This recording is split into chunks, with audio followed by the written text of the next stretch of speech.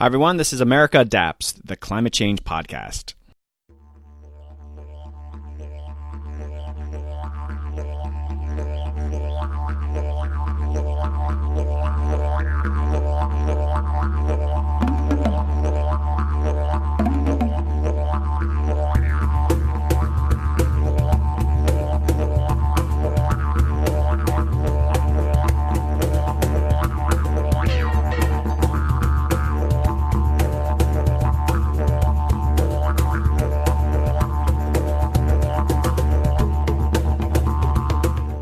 Hey Adapters, in this week's truly fantastic episode, we get to travel down to Melbourne, Australia. So I was recently invited to Melbourne to give the keynote address at the Victoria Adaptation Summit. First off, I want to thank the government of Victoria for inviting me and bringing me down to share my adaptation message. Thanks especially to Mitchell Nito for making it all happen.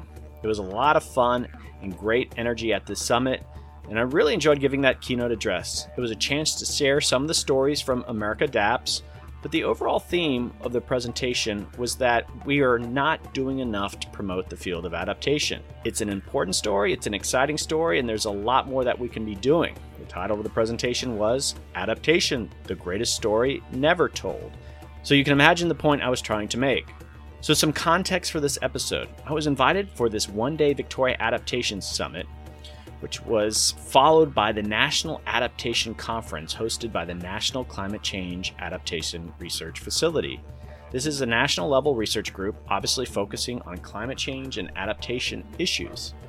So at the National Adaptation Conference, I went around with microphone in hand and just started meeting folks and doing interviews with a wide range of people attending that event. It was a real treat. There were great sessions at the conference, and I had these wonderful side conversations from experts throughout the country. So I kick off this episode talking with Kath Raleigh, the Executive Director, Climate Change Division of the Victorian Department of Environment, Land, Water and Planning.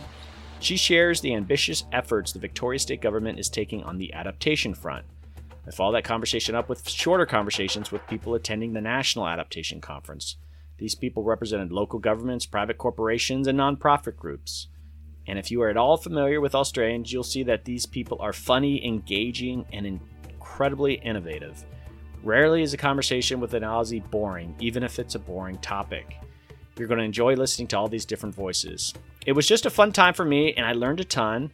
They're doing some really sophisticated work, especially at the local government and state level. And I think we have a lot to learn from them here in the United States. It was such a treat to go down to Australia. And as my listeners know, I used to live in Australia, but it's been 10 years since I've been back, and I got to go down to Melbourne. I hope I don't have to wait that long to go back the next time. Okay, some housekeeping before we get started. So you can now listen to America Adapts on a TV channel, Climate Monitor. It's available on Roku and Amazon Fire. It's one of those apps that you can download. So if you download Climate Monitor, just search for America Adapts, and some of the episodes are showing up on there. Check it out. And as I mentioned before, if you have an Alexa, you can now listen to the podcast on Alexa. In my show notes, there's a YouTube video that shows you how to subscribe to a podcast if it's your preferred way of listening to a podcast. Upcoming episodes, it's going to continue to be a packed summer. I have climate communication expert Suzanne Moser coming on, along with a representative from the Kresge Foundation. I'm also doing a 3-part flood-themed series with World Wildlife Fund. I'm already in the middle of those conversations, some fascinating work going on flooding issues across the world. Also, I have Dr. Natasha DeJarnette from the American Public Health Association, obviously to talk about climate change and public health, the first time covering that topic. And I'm also getting Olympic snowboarding medalist Ariel Gold on the show to talk about an organization she's helping called Protect Our Winters, which is obviously talking about how climate change is impacting the Winter Games. So I just gave another keynote address at the Potomac, Maryland Regional Conference for Landscape Architects. Thanks to Steve Cook for inviting me. It was a really fun conversation, and I love that I'm staying engaged in the field of landscape architecture. If you're interested, they had a Blue Ribbon panel on climate change last year, and they're releasing the findings of that Blue Ribbon panel in the coming weeks. Check it out if you want to know how that field is ramping up their efforts on climate change. And thanks again, Steve, for inviting me. All right, so I had been hyping that I was doing this podcast appearance with Elizabeth Rush. Remember, Elizabeth was a previous guest, and she's just published a book, Rising, that's been getting a ton of great press. She and I were going to meet at Solid State Books last week, and record a podcast live and talk about that book. Well, the day of the podcast, I had a serious bike accident. I shattered my elbow and I'm looking worse for wear, and I had to miss the event. I feel terrible.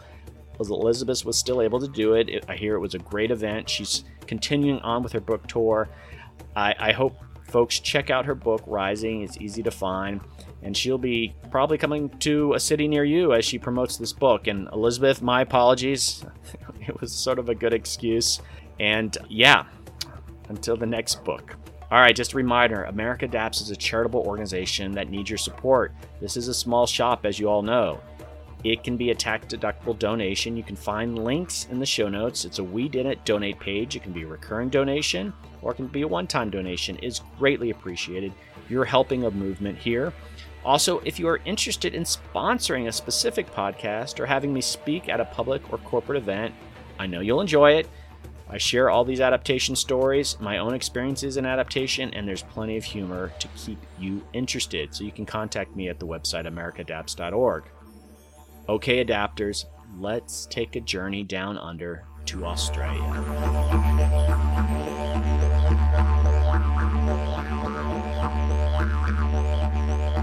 Hey, welcome back, adapters. With me on the podcast is Kath Rowley, the Executive Director of the Climate Change Division in Victoria's Department of Environment, Land, Water, and Planning.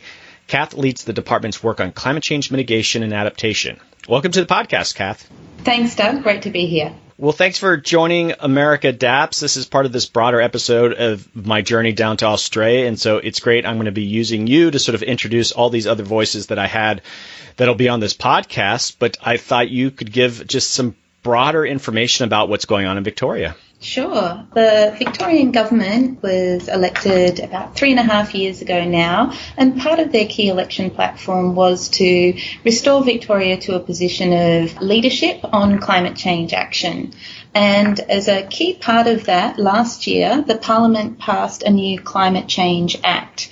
If you think about it, the Act is in a way a mini Paris Agreement adapted to a state jurisdiction. And so it establishes this architecture of what's our long-term goals, what are the steps we're going to take to get there, and it covers both mitigation, emissions reductions, adaptation, and assisting and supporting the transition from where we are now to where we want to be.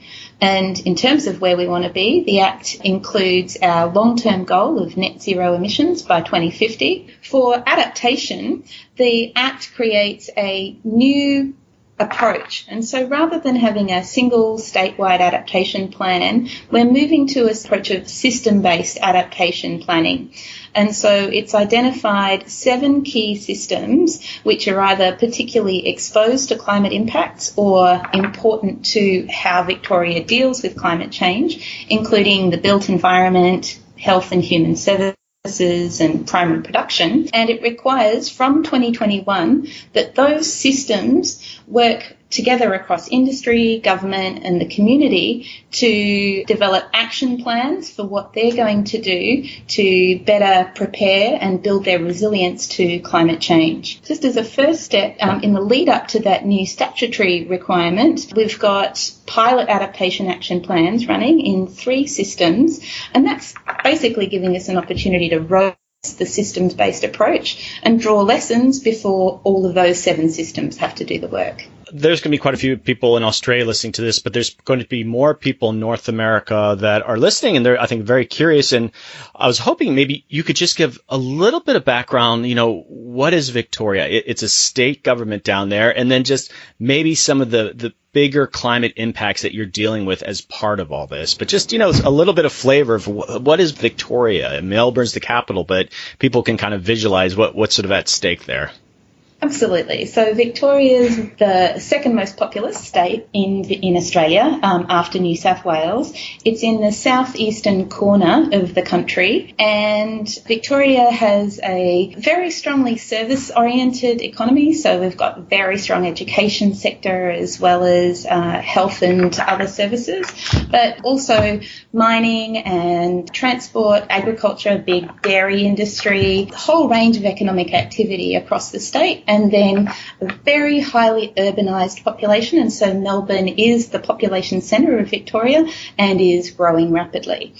And so then in terms of what climate change means for Victoria, some of the key trends which we're already observing and which all climate projections suggest will in coming decades, are more hot days and heat waves, particularly in summer, harsher fire conditions. Fire conditions are a particularly important part of the Victorian landscape. We have a lot of forest, a lot of bushfire. That's a particular challenge already for Victoria and is only going to intensify with climate change. Our rainfall patterns are changing, and so we've got a decline in overall rainfall, but at the same time we've got an intensification of rainfall. So whilst overall we've got this reduced total or average rainfall, it's falling in more intense bursts, and so despite drying, also increased flooding.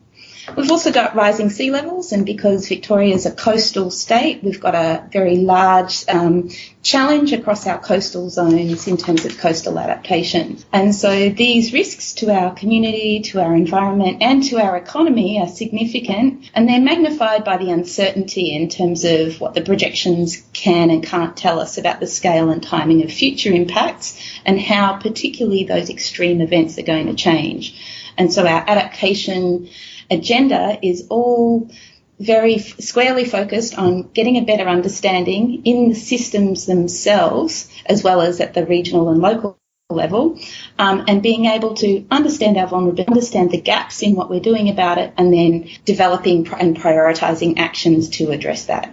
And I will have some more information in my show notes, but I don't think people appreciate what a world-class city Melbourne is in Victoria. You guys, I think, are spoiled down there. It competes with any European city. It's a really world-class city, and the things that you guys are doing are just amazing.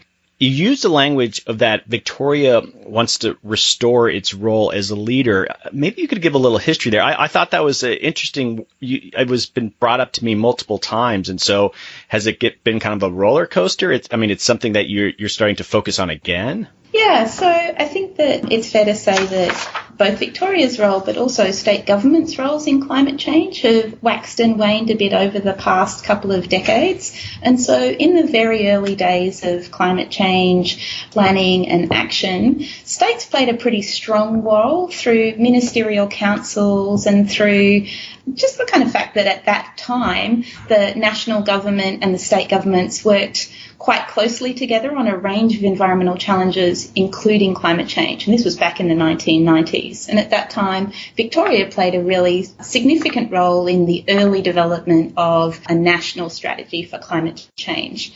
Then it kind of Kyoto Protocol kicked in and national attention to climate change ratcheted up. I'd say it's fair to say that states took a bit more of a backseat. But as the nature of climate change and the challenges that it presents have evolved, and as national governments have waxed and waned in their engagement, states have at times stepped up and taken more of a role. So there was a period where Victoria was working with other states on things like mitigation policy, including emissions trading schemes. That was in the 2000s, and then again that got picked up at the national level. That's subsequently been stepped back from at the national level, and states are again really exploring what policies and programs they might or should put in place to support the transition to a low emissions economy. Similarly, in adaptation, the role of the different levels of government has evolved in understanding. On Victoria's part, and as a state government, we consider that all levels of government, so national, state and local, as well as other stakeholders, business, non-government organisations, community and individuals, all have a role to play in adaptation. And the Victorian government, through this new Climate Change Act, which was passed last year, is really looking to play its role both in managing statewide risks and providing leadership and support community to be managing their climate risks as well. Well, when it comes to wax and waning, I know exactly what you're talking about. We're having our own issues here, and I'm guessing that a state like California, I don't know how much Victoria sort of collaborates with some of the U.S. states, but the U.S. federal government was taking a leadership role until very recently, until a couple of years ago, and now the states are really stepping it up, and it seems like that it's a similar model that you guys are pursuing. Are you going to attend the big Climate Action Summit in San Francisco? Is Victoria, the state government, going to attend that? Because they're talking a lot about mitigation, but also adaptation. It's going to be in September. Is that an event that you guys are going to be able to send people to? Yeah, we're in discussions on that at the moment, so we haven't taken a final decision, but we're looking at whether and to what extent we can participate, including to what extent some of the industry and community organisations here in Victoria might want to participate as well. And so that's under active consideration, but no decisions taken yet. Just as an American, I would encourage you, if you guys do get a chance, just from my own experience talking to a lot of the folks down in Melbourne, you guys are really doing sophisticated work. And California is doing some sophisticated work, but I just did a bunch of interviews with them, and in some ways you guys have surpassed them, and I think they would really benefit from your presence. So there's my plug. I know it's a budget issue, but anyway, it would be great to see Victoria there. Yeah, no, we'd love to be sharing our work, and we're looking for, and including through conversations like this one, looking for ways to showcase and build an awareness of what Victoria is doing so that it can provide that sort of learning opportunity for others, because we do think that the architecture we've established is genuinely world-class, and we do want to be able to share the lessons. That said, I will say I used to work in California in a climate change think tank, and the sustained activity in California on climate change, I'm more familiar with mitigation than adaptation, but the many years of continued effort has created a whole bunch of lessons that other subnational jurisdictions have learned from as well. So the learning goes both ways. Well, yes, and in mitigation, California has just been really leading, but I just think they're finally starting to turn their gaze on adaptation in the last few years, which it's going to be, I think, a lot of great things happening, but it is something still relatively new, so it remains to be seen. Yeah, and I think we have some common challenges there in terms of just like the drying trends and the impacts on agriculture. So there will be some nice opportunities. The Adaptation Summit that I attended, how did it meet your expectations? Was it the sort of event? I know it was sort of at the front end of this larger national conference that NCARF was hosting, but were you happy with the results? Yeah, we really were. So our goals going into the Adaptation Sector Summit were to build an awareness across the range of stakeholders with respect to the Climate Change Act and these upcoming requirements for adaptation action plans across those key systems from 2021. And so kind of letting people know that this is in the pipeline and they're going to have to be involved and get those plans in place. The second was to explore common challenges. So whilst we're moving to this system-based approach, there are some challenges that all systems need to deal with, and where we think that there's some collaborative learning opportunities. So some of those key challenges include just engaging with the community on climate change impacts and how to build resilience. Similarly, how to build the resilience of infrastructure in a built environment. That's a common challenge across all the different systems. And so we wanted to do those two things, build awareness of the Act and explore those common challenges.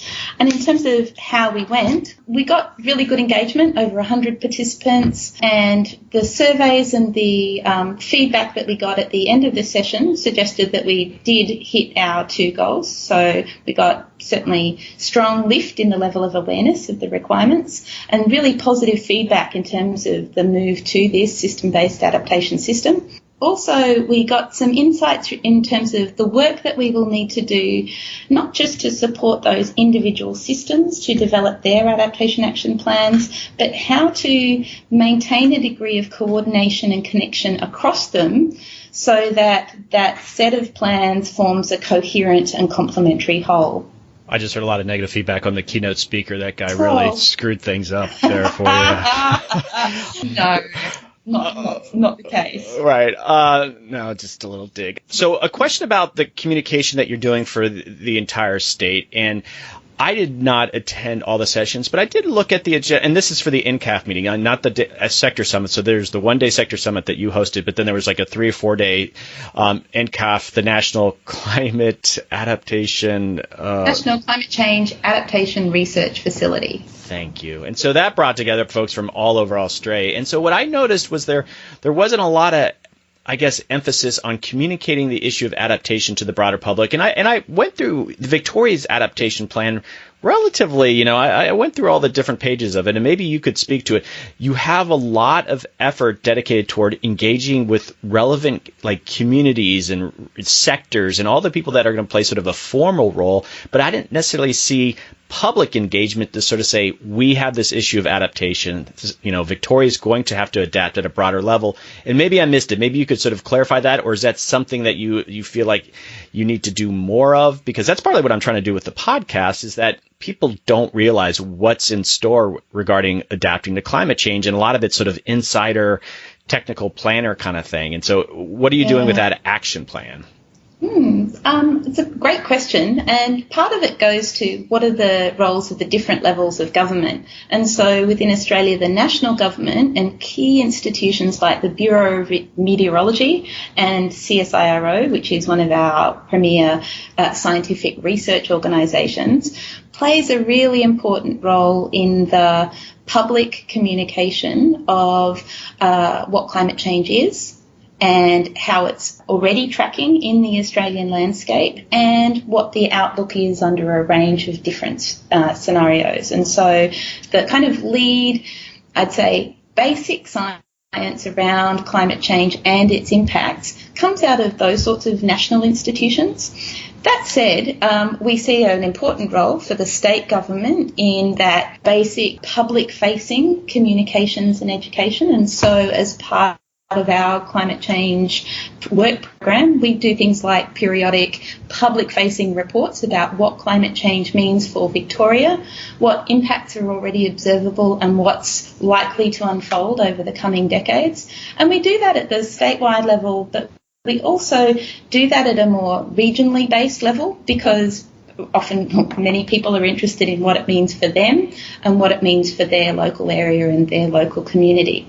And so at that kind of macro level, we have these, periodic reports and communication products that we use in a range of our work. Kind of sitting alongside that, we are, through our adaptation program, really trying to equip different sectors, different local governments and different regions with the information and the tools they need to be doing adaptation planning and engaging with their communities at that kind of more practical level. And so rather than just having this sort of abstract conversation about climate change in isolation from, well, what can we do about it? What are the solutions? What are the actions? We're equipping those different groups, whether that's the sector leads or the regional leads or the local councils, with information and tools to be able to have that conversation with their own community, and to collectively, through things like adaptation action plans, come up with the set of priorities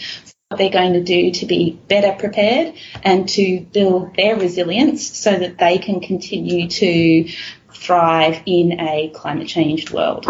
In the U.S., we've sort of given up our ability to use public service announcements on TV. We have still a little bit, but when I lived in Australia, I was just so impressed by how many of these public service announcements you would see on TV. And I guess I don't remember if it was state government, federal government, or even local government, but it was like there was ones about drunk driving or smoking, and they were just really just effective. And I always thought, if you start talking about climate change, here's a huge opportunity to just talk directly to the people with these mediums like TV on these bigger issues. And I guess I just don't know if that's a state involved with public service announcements. And some of that happens through state government programs, some of that happens through national programs, and some of it happens through other players. And so one thing that's just been emerging in the last couple of weeks, or although there's been a lot of work leading up to it, is that a couple of our major news organisations, so the public broadcaster, ABC, but also one of the commercial broadcasters, Channel 7, has been working to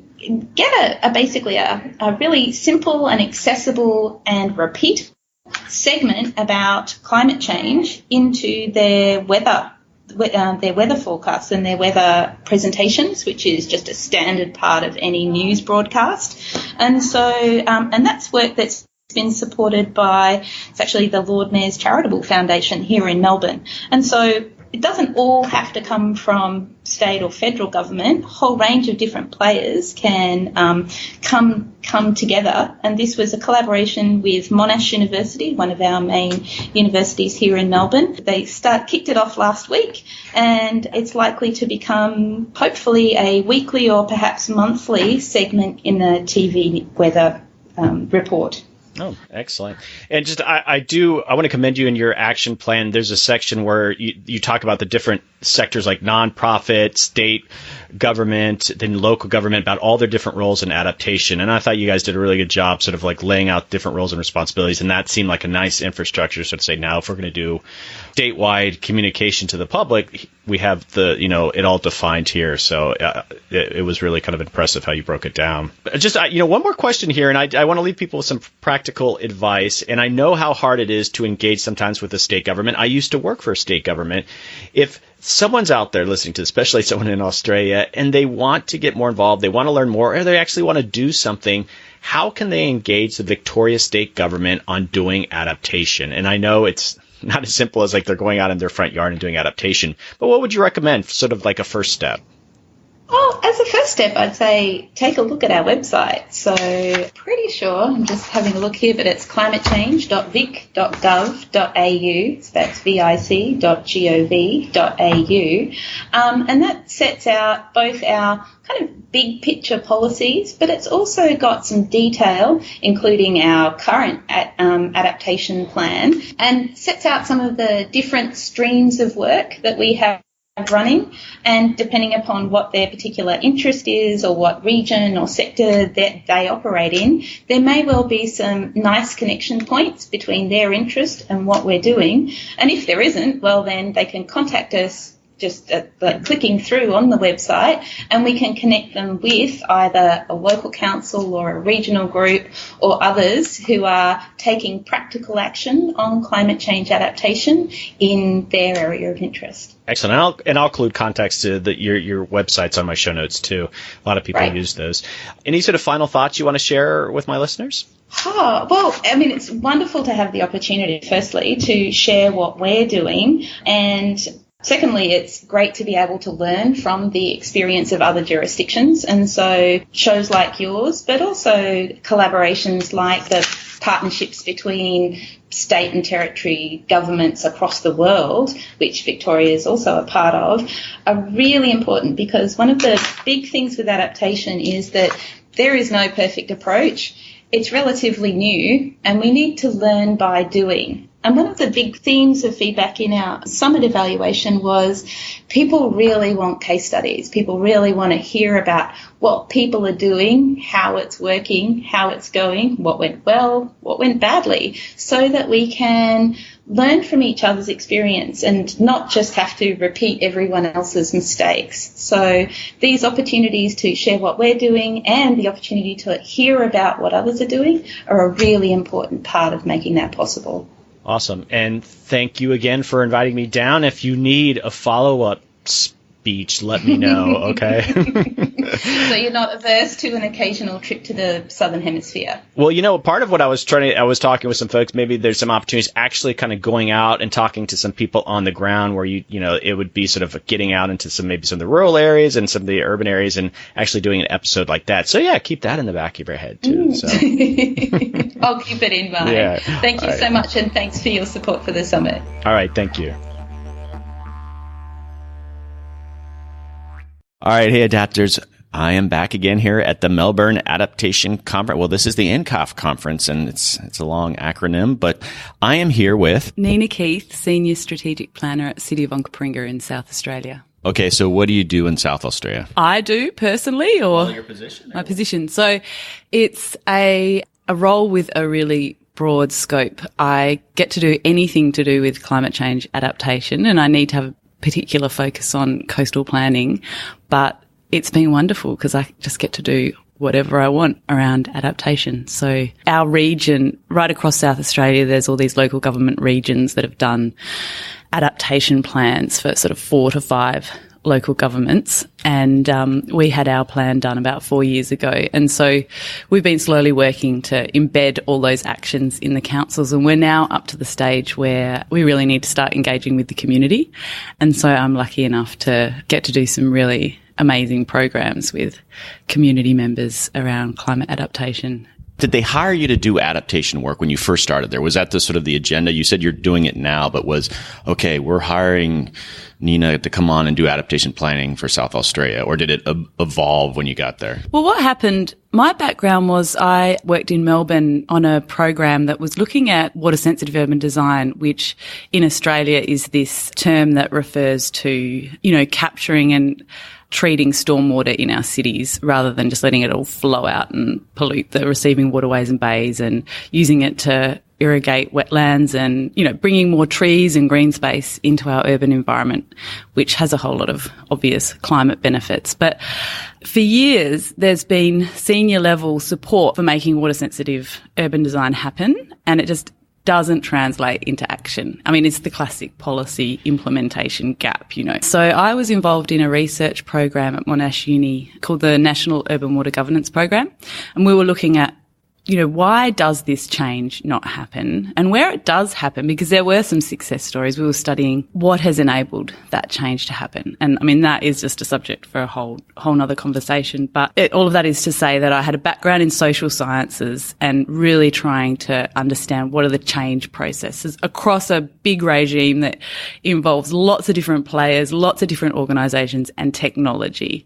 So, socio-technical change. So when I moved to South Australia with young babies, I just thought this job would be a nice, simple job to do, helping to prepare this adaptation plan. So I did that for a year, but they'd asked me to, this was about 6 years ago, do the brief and get a consultant to write the plan. And they just wanted a simple risk assessment or a vulnerability assessment. And I just thought that is not going to promote the change that's required. So I threw that approach out and designed an approach that involved a lot more engagement around what are people's values and what are their attitudes, their behaviours and their level of skill around particular areas. And so really getting, as part of the planning process, absolutely understanding what the risks are and the actions that need to be taken, but also as part of that involving decision makers and community members in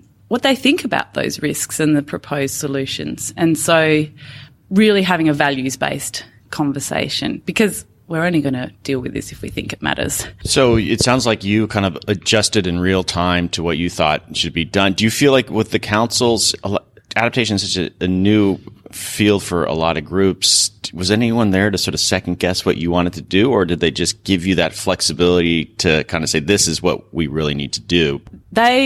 They were really open because everyone shares the same frustrations. Nobody wants to prepare a policy that sits on a shelf and gathers dust. We've all done it and it's really frustrating. No one wants to do that again. And so the work that we did at Monash was really well backed up. There's work around the world now around, transitions work. How do we transition big systems, cities, sectors to more sustainable practices? And so they were really open and interested. And so they did that. I went off and had another baby.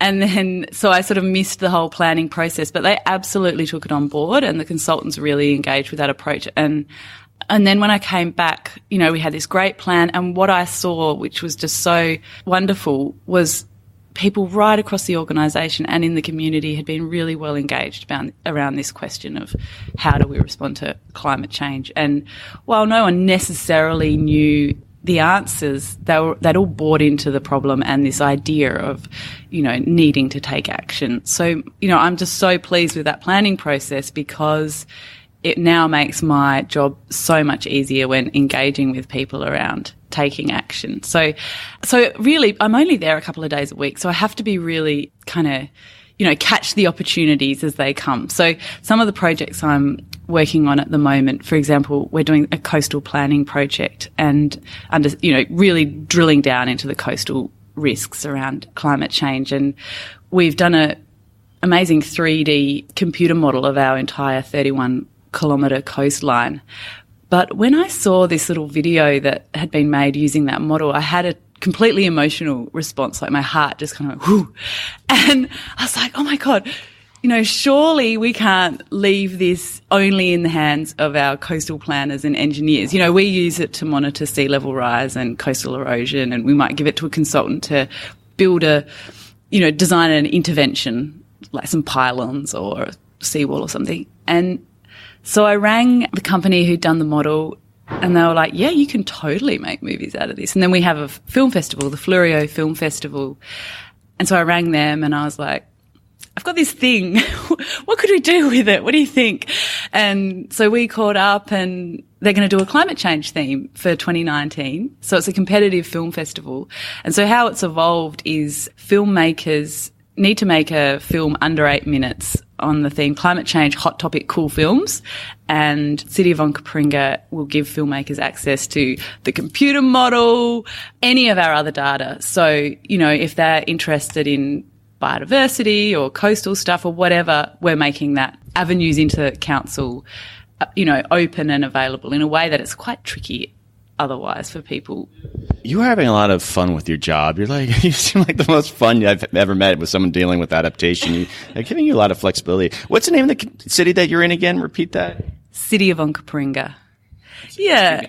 So, we've also got, so that sort of inspired me. And so we also have a contemporary arts program where we have 8 artists in residence each year. And so I did the same with those guys. They have agreed to dedicate 2 of the artists each year can focus on climate change. So again, those artists just have they have a desk in our office in the sustainability team, and they can get access to whatever the hell they want around climate change and respond to it artistically. So right now we have an artist called Laura Wills, and she's done all her work on maps historically.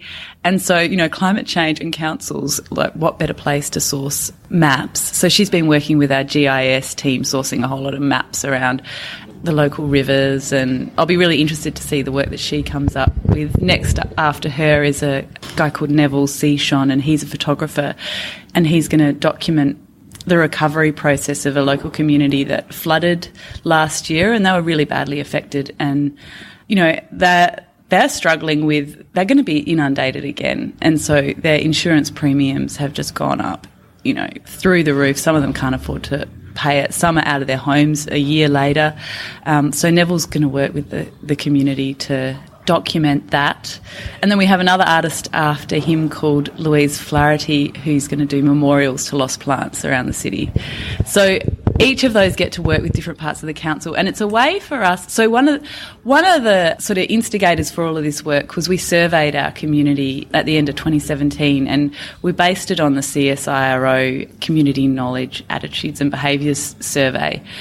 And what was really interesting about the results, well, firstly, we put the survey out, and we have like a panel of demographically selected community members who agree to do surveys for us on anything. And if we get about 100, 200 people, we're super happy. That's a great result. And the survey lady came running over to my desk after she'd launched it and was like, what the hell have you done? Like, people would just couldn't get enough of the survey. So we ended up with, 630 something respondents. And what was really interesting and surprising to me was that over 80% of people believe that they've already experienced the effects of climate change, which I knew to be true, but I didn't know that residents would be putting their experiences into the context of a climate change impact.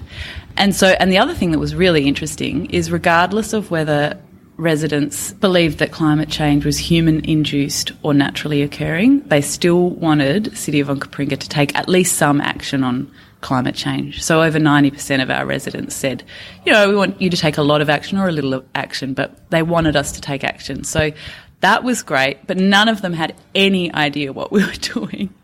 And a lot of the comments talked about how despondent people were feeling. It's a very depressing narrative in the mainstream media. It's very easy to believe that there's no action being taken. And in fact, there's heaps of action being taken at the local government level. And so we've, started this whole program of community engagement initiatives, and the overwhelming response is people just feeling really relieved, uplifted and motivated because, seeing action being taken is motivating, and knowing that you're not alone.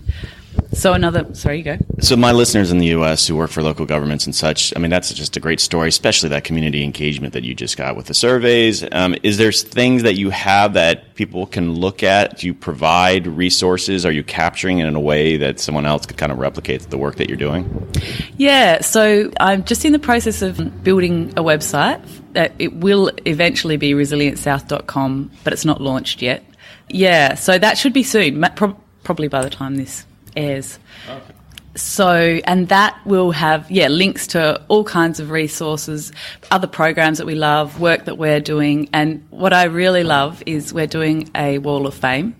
And so that is bringing together stories, I'll show it to you later, of just everyday people taking action on climate change and talking about how they're being impacted by climate change. And I've got all of our staff doing it, but not having them as, these sort of corporate bureaucrats, but I've got them to give me photos of them, whatever, just being real and talking about how they take action in their daily life. And so that is just a beautiful resource. Another initiative we did recently was an event around dealing with heat waves. So it was called Feeling Hot, Hot, Hot. And we brought together a panel of, the head of the Bureau of Meteorology in South Australia and the head of the SES and a chairwoman from the Red Cross, someone from a homelessness service, the police, all of the sort of relevant people that would deal with heat waves.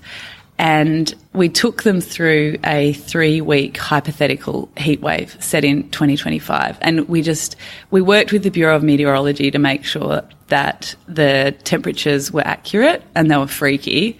And the heat wave just got worse and worse, and we hammered this panel with, now this is happening, now that's happening, what do you do? And then in the final week, the heat wave broke and there were storms and flooding and bushfires, which is all stuff that happens. And, we took the audience through this kind of ordeal that was pretty overwhelming, and we had a great facilitator who was a pretty funny woman, Amanda Blair, and so we sort of finished the scenario, the 3-week heat wave, and she's like, okay, time for reflections. And when we were preparing it, she's like, you need to write, we're fucked. And I was writing the PowerPoint and I was like, I don't think that this fits within corporate standards, but I'll do it anyway. My director was in the audience. But it's how everyone was feeling, so it was completely true. And, and everyone was like, ha, ha, ha, and laughed because it was kind of a relief to laugh. But then, we had a really amazing session with the panel and the audience members talking about what are the things that we can do to mitigate these challenges. And the feedback that we really strongly got from that event was what I was saying earlier, that people are just so relieved to see that so much action is being taken. And one of the things I feel really strongly about is that, there's incredible work being done and we always forget to share it. And some people think, but, that's a waste of time or that's just bragging or boasting, whatever. It's not. It's really important to help people to feel like they're not alone and that others are taking action and you can build momentum. And we're going to roll that event out because we developed up a great package of resources through developing that event. So we worked with our local ABC radio to do fake news announcements, dun, dun, dun, dun, dun, dun, in what is being known as the Great Heatwave of 2025. And the Bureau made some fake weather outlooks for us and we had stupid sound effects for each of the panellists. And yeah, it was very fitting having fake news, I thought, at this time. Just a kind of final thought here. We went out to dinner with a group of people the other night, and I just want to mention to my listeners, you really hassled me about podcasts, and you, quite frankly, you bullied me about what I should be listening to. Can you just share really quickly the biggies that you recommend, the kind of sellout corporate podcasts that you listen to? All right, I've got lots of favourites. I love nearly everything from Gimlet Media, so that's Alex Bloomberg, but I recommend that you start with the very first season of Startup, because that tells the whole story of how that company evolved. And then, some of their programs like Reply All. Oh, well, S-Town, that's This American Life. S-Town is amazing and everyone should listen to that. Serial, obviously. And then I love Esther Perel's Where Should We Begin? That's sort of relationship therapy. And I also love Dear Sugar Radio, which is Cheryl Strayed and Steve Almond offering advice on how to live a good life. So your favorite indie podcast, though, what's that one? America Adapts. I love it. Thank you so much for coming on. It's a pleasure. Hey, adapters, and I am with... I'm James Sepasquale. I'm from the City of Whittlesea, which is a local government in Victoria. What's that city's name again? City of Whittlesea. Great name. I love that. Okay, so why are you here?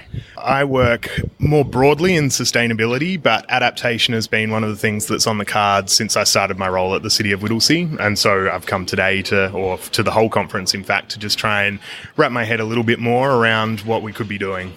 So how big is Whittlesea? I mean, what kind of population base are you dealing with? Why does this merit your attention to go be doing adaptation? So Whittlesea is fairly large, but most importantly, it's actually a growth council. So we're on the outer fringe of Melbourne, and we're one of the fastest growing in the nation. So we have huge amounts of extra population and extra housing being developed all of the time, as well as a large regional area that requires or that relies on agriculture.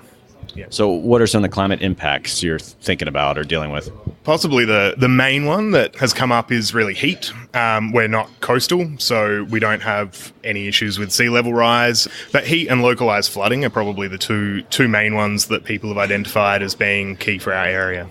So are you relating heat to bushfire? Is bushfire an issue? Bushfire is a huge issue. The 2009 bushfires that happened in Victoria, one of the focal points for the community was in Whittlesea. It was one of the main relief centres for people coming out of the bushfire area. And so that emergency management and preparedness stuff has been huge in the City of Whittlesea, yeah. So is it mainly a metro area, or do you have some kind of suburbs, forested area, anything like that? So it's about 2/3 rural and 1/3 urban currently. Like I said, large growth, so that's slowly changing.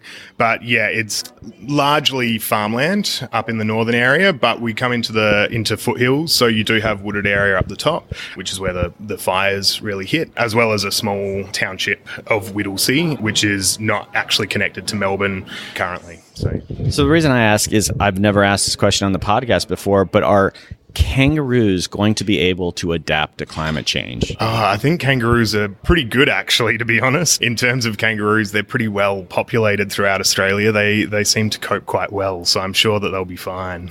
So there are a lot of councils here at this meeting, and I guess would you describe councils as being the sort of main tip of the spear dealing with climate change, or is state government a bigger player? How does that work here in Australia?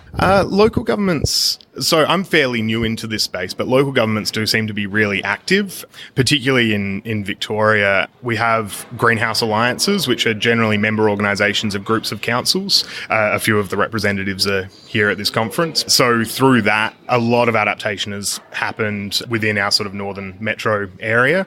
And I would say that they're very, well, I don't know about ahead of the game, but they're definitely one of the key ones. The state government currently is doing really well in terms of trying to push adaptation as a discipline. I'm not sure historically how that's been, but they are now, yeah. Okay, so what's your background? Why are you doing adaptation? Is this something you studied or working on for a long time? No, I worked in grocery stores selling organic fruit and veg. So I moved into adaptation only about 2 years ago. It's actually only a small part of my role as well. I do broader policy work. So I trained as a social science undergrad doing policy and environment, and I worked in waste for a little bit, so doing waste education mostly, and a little bit of contract management and a couple of other councils, and then made my way across to Whittlesea and into a broader environmental policy role. I want to talk about the podcast a little bit. It was always a mystery to me at first how I got invited to come down here to be the keynote speaker all the way here in Australia. And you're part of that mystery, right? I think my listeners would find that fascinating, maybe my international listener base. Yeah, so my partner happens to work in adaptation as well. We never particularly planned that, but she works for the state government and who are the people who are responsible for bringing you out. But one of the reasons that they, I think, even knew that you were a possibility is because in efforts to understand what adaptation meant when I first got my role and was told that I was writing an adaptation plan, I did a bit of a Google and came across your podcast. And I have a 3-hour daily commute, so I've listened to a fair bit of America Adapts. That you don't understand what music to my ears, that whole just story. I did a Google on an adaptation and the podcast showed up and now you're using it as a resource. That's great. And so, but in what way? So you are having to do some planning. And so are there particular episodes that were useful to you? Oh, that's interesting. It probably helped me more at a conceptual level, sort of understanding of what adaptation might mean and what it might mean for a local government.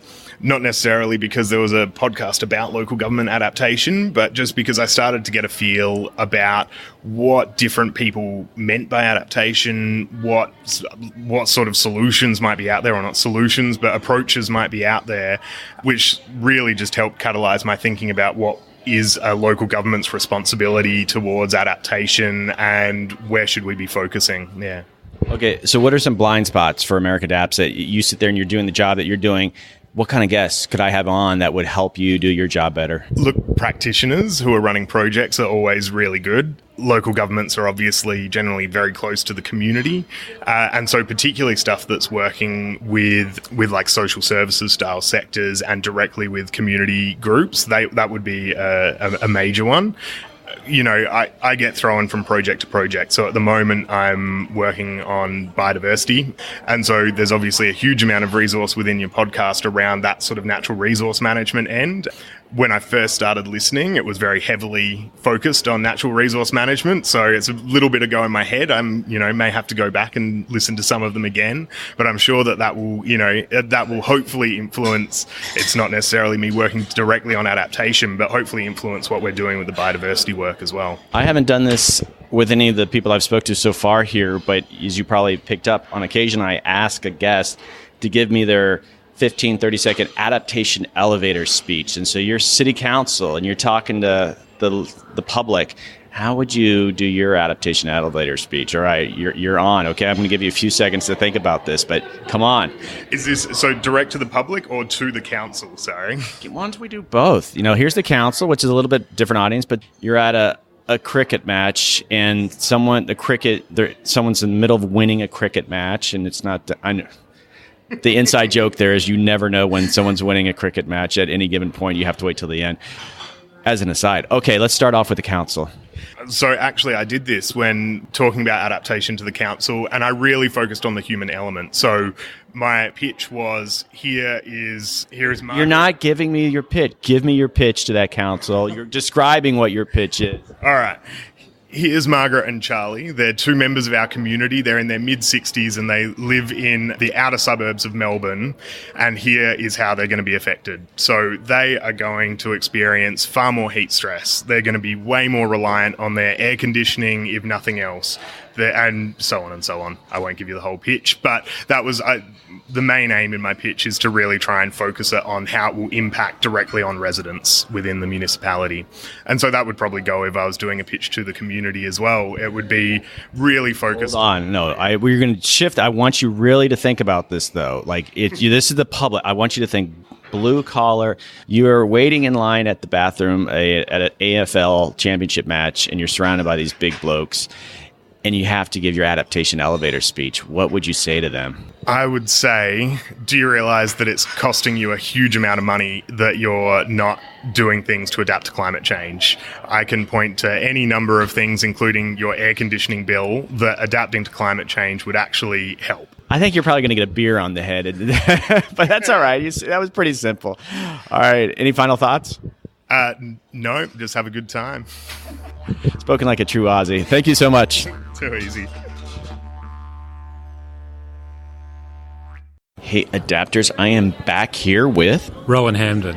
I work for a company called XDI, the Cross Dependency Initiative. Okay, quickly summarize. What do you guys do? We do deep data analytics, integrating climate change information and historical weather hazard with very specific information about assets, houses, water treatment plants, roads, poles, power lines, and work out specifically what will fail and why under climate change and under historical weather, so that people who need to manage or invest in these assets understand exactly when they need to spend money to keep them resilient and how much it's going to cost. There actually aren't a lot of private companies at this conference, and so you're here. Why did you prioritize coming here? I mean, it might sound obvious, but you're here.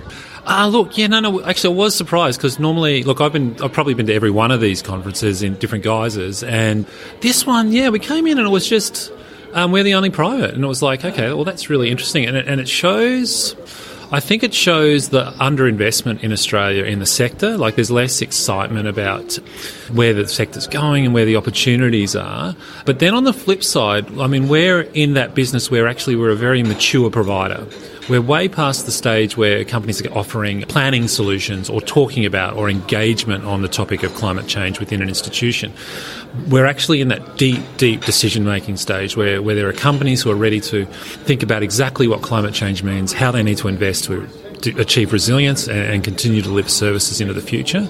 And so I think we're here because we are that next tier of understanding, and we're working with a far more sophisticated layer of clients that have emerged over the years as our understanding of climate change has increased. What you do is quite technical, as you sort of explained, and I'm thinking a lot of your clients, especially the folks that are really just addressing adaptation now, are government entities, the private sector, still catching up. So are your clients local governments? Okay, so I think we've got a tagline, and the tagline is, we turn climate change into investable decisions. And I think that's the key point. We look for those who are actually having to spend money to keep their infrastructure running or in investing in infrastructure to keep it and want to figure out where climate's going, how they need to make their services resilient.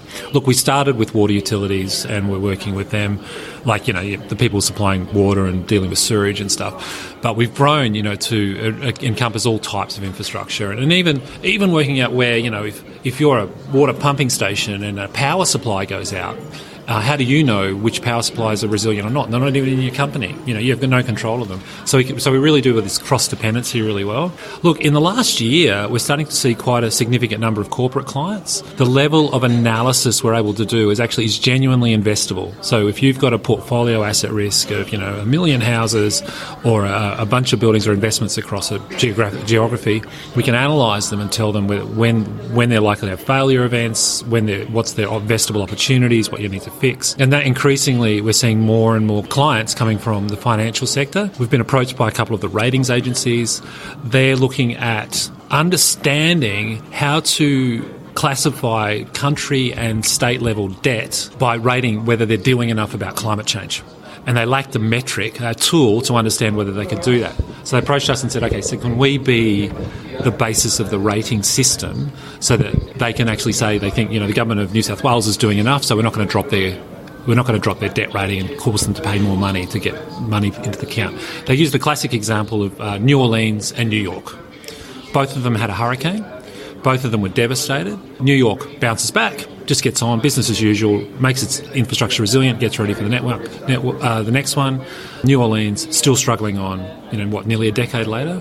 For them, that's like a clear trigger about who's prepared for climate change and who isn't, and whether they need to be factoring that into a country or region's credit rating. So my own experience with national governments, state governments, there's a lot of really complex tools coming out with adaptation, and sometimes these government entities might not even have the sophistication to know what they need. Yeah, sure. So is that an issue for your company as you kind of as you try to explain how this can be useful to you? Sometimes your potential client doesn't even know, and I'm not trying to diss a local government, but you know how it is. There's a lot of policy people there. Yeah. I mean, maybe a water agency has some really, they have engineers and such, but is that an issue even articulating this is the future? Yeah. Look, I'd say, it takes It takes a company that's been on the climate change journey for a few years to figure out they're not getting enough from standard planning methodologies.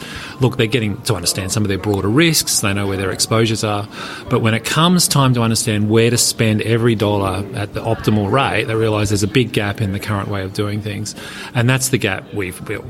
And so we're really are seeing it more and more now, because companies have been doing this for 5-10 years. Progressive ones have been in this space for a while, and they're now arriving at the journey where they're realising they're still not getting enough to make the investable decisions they need to make. And so we are seeing some relatively rapid growth this year as these companies come on stream.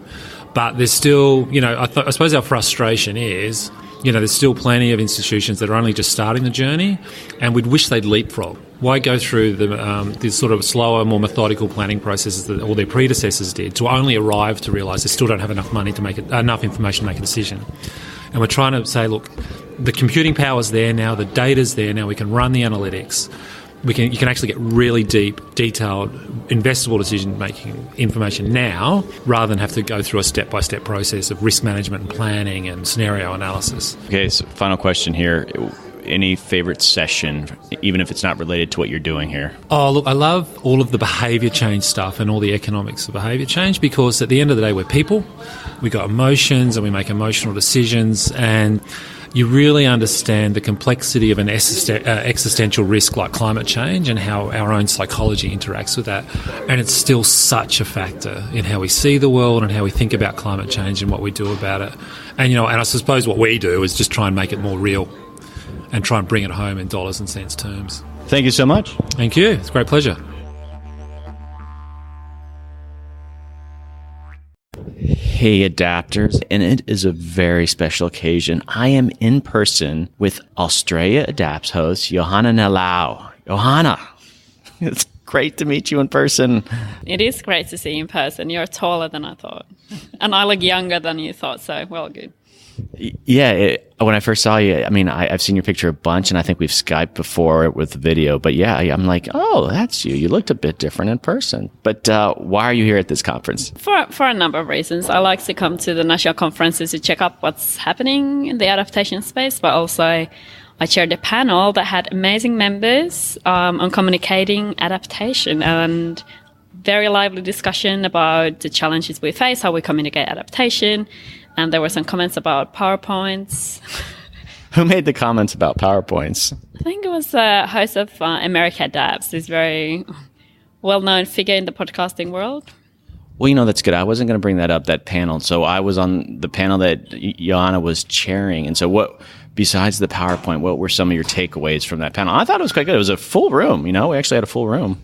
Yeah, no, I thought that was very good. And we did flip mode where we actually asked questions from the audience and engage them as well. So I think the main points that were coming through, we discussed how you fail at communication. So there were some really good examples of understanding your audience, not being ready. But I think one of the main points for me from that panel was basically that we shouldn't be always so scared talk about science, and we should just be confident and not. People are always going to argue either for or against or whether climate change is there or not, but with adaptation I think we have a really good opportunity, first of all, understanding what the audience is and what their needs are, and kind of testing some of the different novel communication methods, for instance in conferences like this. So I really like that idea. So instead of going to stakeholders or communities and, trying to engage them in adaptation, we should be engaging ourselves first in this kind of venues and see what's actually working and what makes people tick.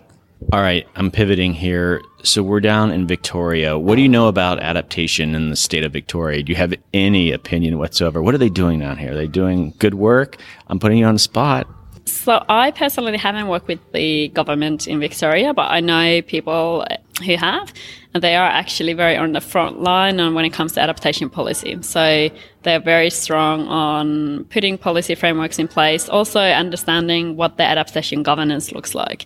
And that's one of the kind of more novel aspects of adaptation that we don't usually think about. So how do you measure how well you're doing on adaptation? That relates to a lot of choosing indicators and actually starting to track and understand where you stand and how, you can year by year then track that progress. And hopefully I know a few people here at the conference that are from Victorian government. So I'm hoping to have a bit of a chat with them. What's happening? Okay, I think people are wanting us to get right to it. What's happening with Australia Adapts? You had 2 episodes, and you and I talked about 3 episodes. She's correcting me here. 3. Oh, it's been a while, and that's partly me just talking with you about what are the next steps with it. But what's the plan? I think, your fans, and especially now that I'm here in Melbourne, I've heard it talked about a bit. What's up next? Well, what's up? So I did 3 episodes, and then I did record the 4th and the 5th one. But there were some delays in the production manager roles, tasks. Anyway, so we do have those, and I've talked to a few people that I really would like to interview for Australia. So it is kicking off again. So I'm hoping to get some of the episodes out fairly soon, on whatever format that is. The only delay is on your end. You can publish them whenever you want. And people, I'm encouraging Johanna that let's spin off Australia Adapts. It has more than enough content to do on its own, and I think it should stand alone. And so she's just needling me here, and I deserve a bit of that. But people want that published date when you're spinning off. Give me a date.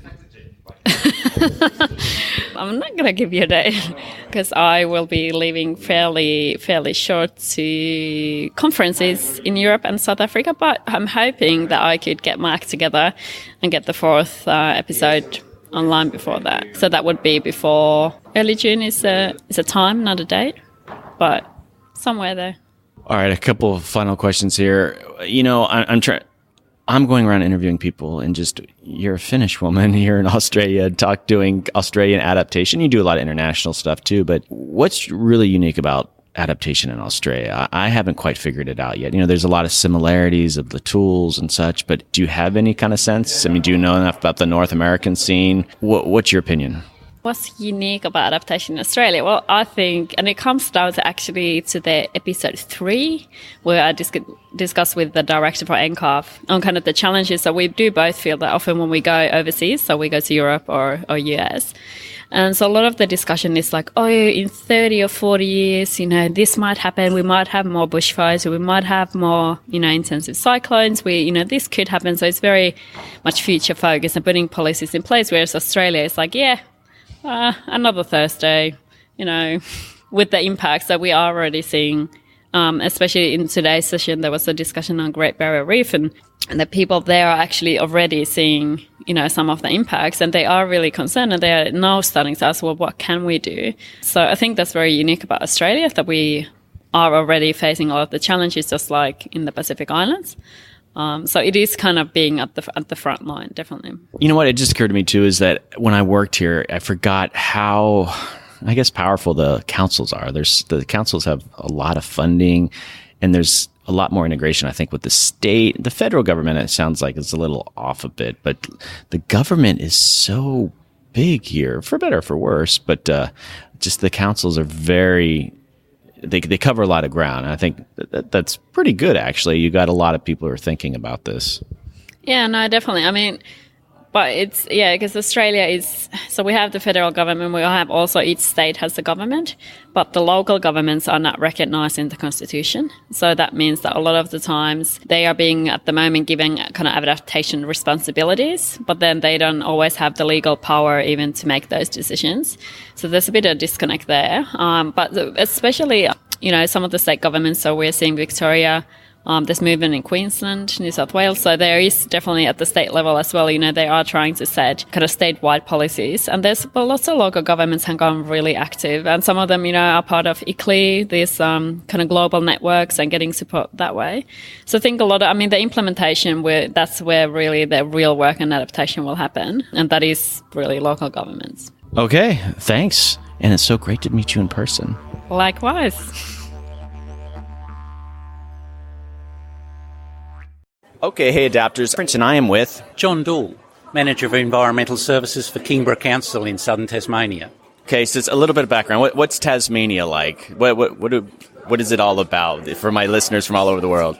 Well, Tasmania is just a small island state south of Australia, population of about 500,000, distributed over, magnificent natural environment, and a number of dying industries like forestry and things like that, so really focused on tourism and ecotourism now. How are the koalas doing? Wasn't there a huge disease issue or something? Tasmanian devils, that's right. We're getting there. It's been a massive impact, a real shock that kind of disease can spread in the way it has. But it's led to a huge increase in dead animals around the place because they did the cleaning up, so it's had a massive impact on the ecosystem down there. So why are you here at an adaptation conference? Why you work for a city council? Why is this conference important to you? Well, local government is still small in Tasmania, so I really try and focus on community-based impacts of climate change and trying to come up with potential adaptation options and explaining these to people and trying to work through the feasibility of actually responding. But so what are the issues of climate change in Tasmania? What are you adapting to? Well, the most prominent one immediately is fire, wildfire, which really that's just a community resilience and messaging because that is coming and will only get worse. But the incremental one is our coasts. We have a lot of coastline in Kingborough, a lot of storm surge issues, coastal erosion issues. So trying to work out how we might respond to that and how we might prioritise. Okay, so you're on a panel or you're doing a presentation a bit later on. What's the name of that panel and what are you going to be talking about? I think it's adaptation from a community-based perspective and a practitioner's point of view. So really, I'm trying to emphasise the bottom-up approach to the issues. A lot of science at this kind of forum, but really trying to work out how it might impact on the community and what we might do about that. What are, I guess, some of the work that you're doing with stakeholders? How is this important to them in Tasmania? I mean, the council obviously plays a big role, but who else are sort of the prominent players in Tasmania? Well, I mean, obviously we have very good science in Tasmania. The University of Tasmania has been very prominent on climate science, and we have a big presence of CSIRO there. So we have access to really world-class science, but it's how that is communicated to the community and how we get a realistic understanding of the risks from inundation, for example, coastal inundation, and the marrying in of increases in flood risk and storm surge, sea level rise, and the mapping of that down to a fine level to show the community how it will actually impact on them as a community and how we might be able to respond. So if you walk into a pub in Tasmania and you start talking about climate change, you start talking about adaptation, do you think your average Tassie would sort of understand it or appreciate what's going on, or is this sort of still kind of behind the scenes issue? I think they would, but it's difficult because the media and the other levels of government haven't responded to the same extent. So it has largely fallen off the radar. But our approach has led us to be able to discuss it in terms of how they might understand. This is what you like about this community. But our modelling indicates that in the future, this beach will be lost or potentially lost. These houses will be inundated. How do you feel about that? What if we work out what is an acceptable way to respond to that? So I think we have the tools to be able to explain it in the way people will actually understand and engage in. Okay, last question. In Tasmania, what's the most popular form of rugby down there? Australian rules, and then what's the other one? They're very keen on Australian rules, but they don't have their own team, and that's always been a running sore. We supply a lot of players to the rest of Australia, and we don't have our own team. So they talk about that in the pubs, I can tell you. So who do you root? Well, you don't say root down here. Root means something else. Who do you support? Is it a Melbourne team that Tassies have to get behind? There's a couple of Melbourne teams that come down to Tasmania for a few games a year, but I'm a Geelong supporter because that's where I come from. So I just keep that quiet when I'm down there, though. Thank you so much. A pleasure. Hey, adapters, I am back with the lead of the conference. Okay, so my name's Jean Polutikov, and I'm the director of something called the National Climate Change Adaptation Research Facility, which everybody calls NCARF, and this is our conference. So how many conferences have you guys had so far? You're a relatively new organization, right? Sort of. I mean, relatively speaking. So we were set up in 2008, and I think this is conference number 6. So we've been running them pretty much every 2 years.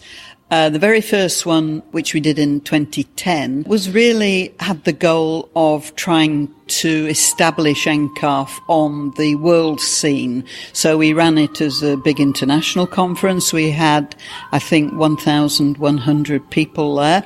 and they came from all over the world. Since then, we've been running it as a national series, but actually the 2010 conference did lead to a series of international conferences, and I think number 5 in that international series is in Cape Town next month. What really is your purpose with the conference? Or if it's a national level conference, is it just mainly targeted at adaptation professionals in various sectors? Or what do you hope to accomplish?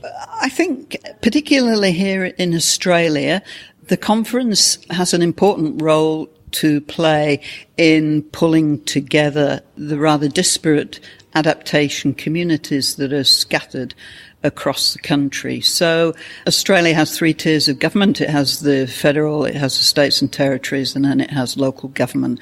And many of the things that are done around adaptation, for example, coastal planning and infrastructure management, are handled at the state level, which means that adaptation tends to take place in pockets. And because there are only 24 or 25 million Australians, and they're scattered across an area which is the size of Western Europe, it's a tyranny of geography. It's actually quite difficult for them to build strong networks and to link together, to understand what other people are doing and to learn from the experiences of others. So a strong role for this conference is that it takes place at the national level and it pulls together all the different communities in adaptation from the private sector, the public sector, from universities, from industry and business, and it gives them an opportunity every 2 years to build networks, build capacity, learn what others are doing, and just build their experiences and knowledge.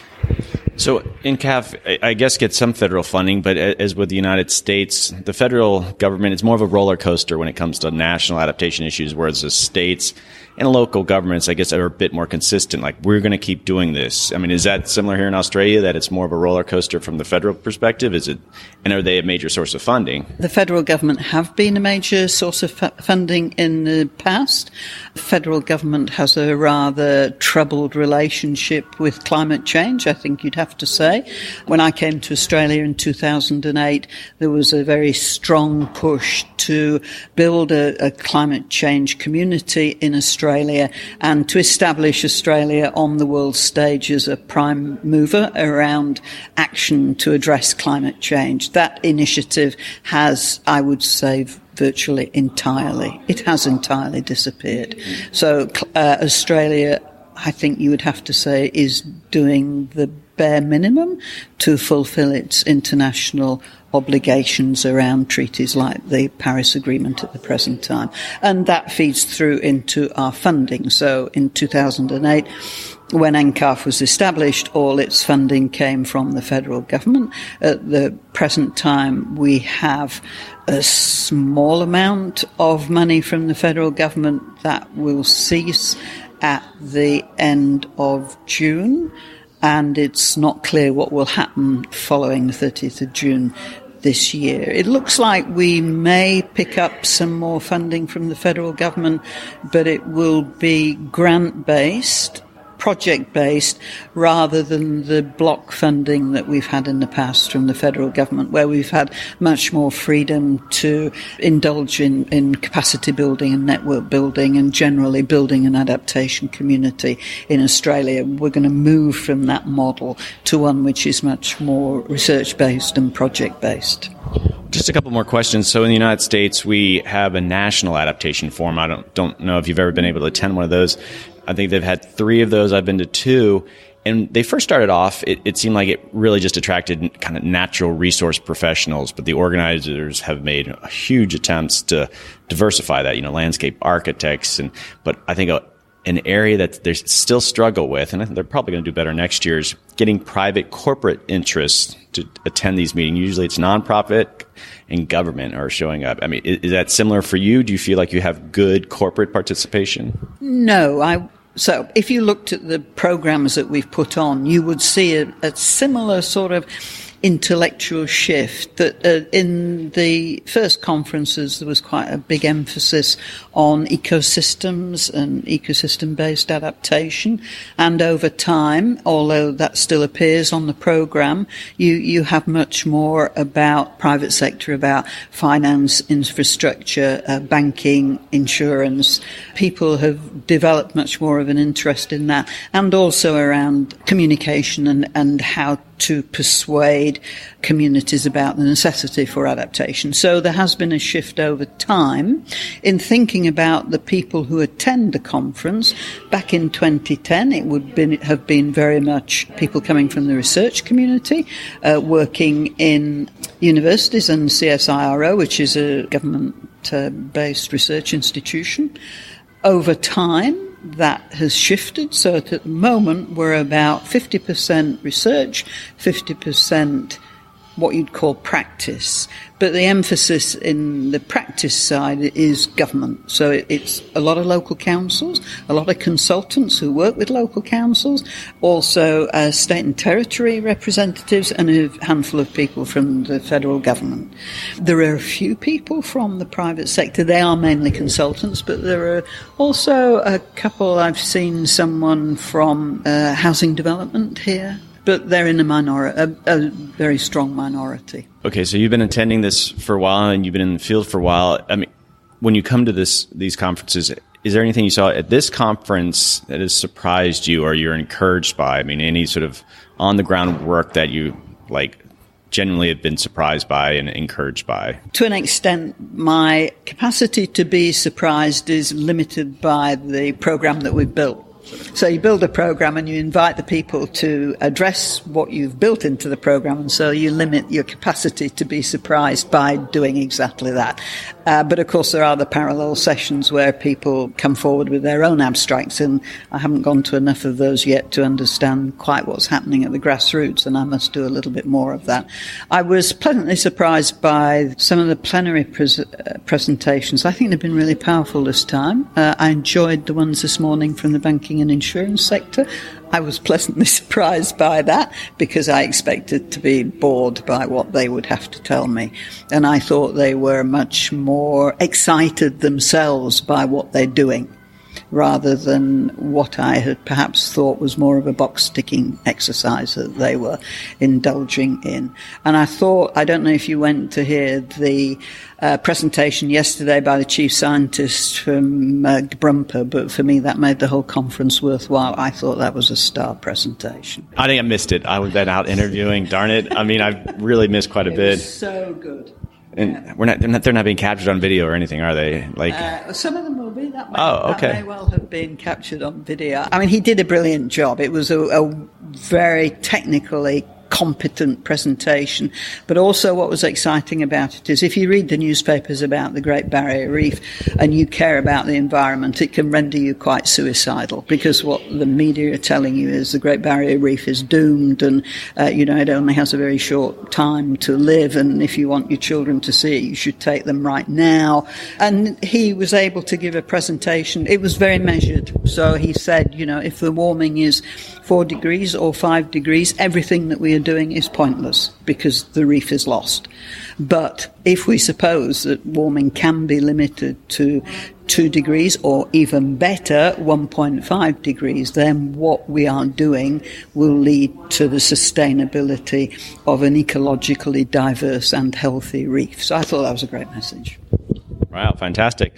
Well, any final thoughts? And so you're going to the Adaptation Futures Conference, and there'll hopefully be some water there for you to consume. I think that solved that. But is there any interest in going to the National Adaptation Forum in the U.S.? Have you been in contact with those organizers ever? So I keep a careful eye on the National Adaptation Forum and where it's going to be held, and it is my ambition to get there. I would really like to understand better what is happening in the United States. Yeah. Well, I know the organizer, Laura Hansen, very well, and any way I could even put you guys in touch, I'm sure she'd love to kind of get that Australian perspective, so I think that'd be great. If she wants to talk on the Australian perspective, I would be delighted to give it. Right, you would describe to them. whoever shows up. And it's going to be in Yes. Madison, Wisconsin, I think, next spring. So. Okay, not the most exciting location in America, but fair enough. I could make it to Madison, Wisconsin. You hear that, Laura? Not exciting. With Seattle, Denver, something. Right, no, that's a good one. They try to put it somewhere in the middle. It was in Minnesota last year, and so the people flying. I think that's the goal in public transit. But it would be great if it was at Yellowstone or something, right? Yes, it would. But okay, Madison, Wisconsin. Well, thank you so much. I appreciate it. Okay, thank you. Hey, Adapters, we are back. It is lunchtime at the conference, and I am with Judy Turnbull from Sustainably. And Fabian Sack, also from Sustainably. Okay, so great name. Are you a private firm, a non-profit organization? We're a private firm. We've been here around for about 5 years. Okay, so I think that's interesting because I've been interviewing a lot of folks, and most folks here are government, maybe a little bit of non-profit. And so why are you here as a private firm? We have ongoing interest in climate change adaptation. Our special skill is in climate change adaptation training. Okay, well, I guess give me a little bit more background. You have this skill set. What do you train in? What are you actually training people to do? Well, our latest training offering is a accredited training. It's a Certificate 4, which is a vocational qualification in the Australian system in climate change adaptation and disaster risk reduction. And so it moves from climate modelling right through to incident management. So understanding the modelling right through to when the cyclone hits and what do you do, and all the planning and community engagement activities in between those two things. Okay, that's very interesting. So you have a training and there's actual certification, but who's the vesting authority that certifies whatever? The vocational authority within Australia has it, so they're the ones that provide the certificates, and then we also involve all the experts on the ground that are useful in providing this training, so we get subject matter experts in. So someone can get a vocational certification in adaptation here in Australia? Yes, that's right. Well, it's an Australian qualification. So far we've delivered in Tonga, which is a small island nation in the Pacific, and that was sort of our pilot. And we had a whole bunch of people working with us. We brought in CSIRO, I suspect you've already talked to some people from CSIRO, and UTS, one of the big universities here, and some independent experts also coming to help us deliver the content, and to government. It's a growing field, adaptation. In the U.S., the private sector is kind of just figuring out what they're going to do. Do you feel at the moment in Australia, you're private, you're obviously always looking for funding and jobs, and is it a great time, or do you feel like people are not prioritizing and funding adaptation like they should? And that's almost like a leading question. Of course they're not funding. Certainly a leading question. This conference probably left you in no doubt about that. There's a precipitous plunge in funding around adaptation in Australia at the moment due to the sort of a range of political factors. I suppose we're a values-driven organisation, so we've got a sort of commitment to sustainability and to skills for sustainability in particular, so we're kind of plugging on. I suppose in the hope that I think there's green shoots, and I think there's some indication of green shoots coming around in the conversations I've had today. Okay, in the U.S., it's, again, emerging field, and there's a couple associations, like an American Society of Adaptation Professionals. Is there equivalent of an adaptation society in Australia? The only society that would come close enough is the EIANZ, I guess, the Australian Environmental Institute of New Zealand. It's the Environment Institute of Australia and New Zealand, so I'm a long-term member of them, and I suppose that's how my interest in adaptation sort of was sparked. We did, as an institute, so it's a voluntary organisation representing about 2,000 environmental practitioners in Australia. It's had a long-standing interest in adaptation, and through that, we started off doing conferences and refined that down into this training product eventually. But do you have a personal opinion on this? Because in the U.S. and with that group, ASAP, is there a need to create a certification process for adaptation professionals? And I come on both sides. I'm like, well, yeah, because it shows that you're becoming a legitimate area. But there's such diversity into it. It's not like you're getting a certification in plumbing. And so, I mean, do you have an opinion on should there be a universal certification around adaptation? It's a very interesting question. So, as I said, I'm a member of the INZ here. I'm also a member of the International Society of Sustainability Professionals, which is actually US-based, and that's more broad organisation. Similar, the EINZ is a very broad organisation. I think there's some value in keeping those broad organisations rather than trying to having lots and lots of small professional bodies, just in terms of combined capacity and the flexibility to move as agendas change. I do think there's a conflict between sustainability. Like there's a sustainability officer, that's a very common thing. It's different than adaptation. And I just wonder if you lump everyone together, you're lumping the issues together. And I think there's potential threat for doing that. Well, I was going to take a more practical approach to your question, and that is when we look back at that qualification we just discussed, the important thing within vocational education is you have this qualification, climate change adaptation, but you can contextualise it. So you look at your learners and you look at what it is that they wish to know. So in our case, we looked at Tonga, what it was they wished to know. We brought in disaster risk management. So in that respect, it's a broad qualification, but we narrowed the delivery to what it is that people wish to know about. And you can do that within a vocational education qualification, is contextualise the learning. So my listeners, I have a lot of young listeners too, and they ask, how can they get into the adaptation universe? And quite frankly, this is a new one, vocational, and that I think is a maturing sign of a field because you want to get practical. But I don't sense much of that in the States. As with everything, it might exist, but I just haven't heard much about it. But people are looking more to the universities, a 4-year degree or master's degree in adaptation. And so are you seeing that kind of curricula and those kind of programs showing up in Australian universities? Certainly there's programs in adaptation at many universities in Australia. I suppose the beauty of a vocational qualification is it's short and practically orientated. It's not an academic qualification. It's trying to give you practical skills in adaptation. Okay, where are you guys coming from? What city are you from? Sydney. Lovely city. So lovelier than Melbourne? Oh, I was born in Melbourne, so I'm going to sit on the fence. There's nothing quite like walking around the Opera House, though. There's a certain glow to the universe when you're walking around that harbour, so... Sunsets, so yeah. Any final thoughts? No, I think it's great to see what you're doing, and I think we all need to keep plugging away at the adaptation agenda. Thank you so much. Thank you very much. Hey Adapters, we are back at the conference, and I'm with a fellow American. Hi, I'm Hallie Aiken. I'm an associate professor at the School of Sustainability at Arizona State University. So what brought you all the way over here to Australia? I was invited to be a speaker in one of the plenary sessions here. I've always been a great admirer of a lot of the work of CSIRO and particularly in adaptation planning. Yeah, this was a great opportunity for me to see what's going on in Australia and catch up with colleagues. Not a hard sell to come down to Australia, is it? So what exactly is your research back at Arizona State? I actually focus mainly in Latin America.